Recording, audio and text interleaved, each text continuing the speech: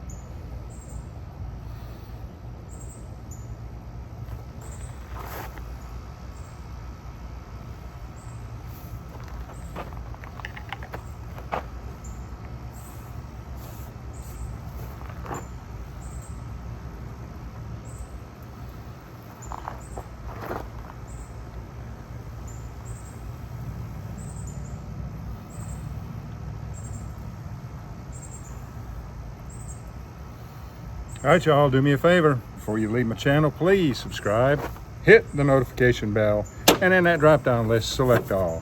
And do give the video a like. I appreciate you joining me on this one. We'll catch you on the next one.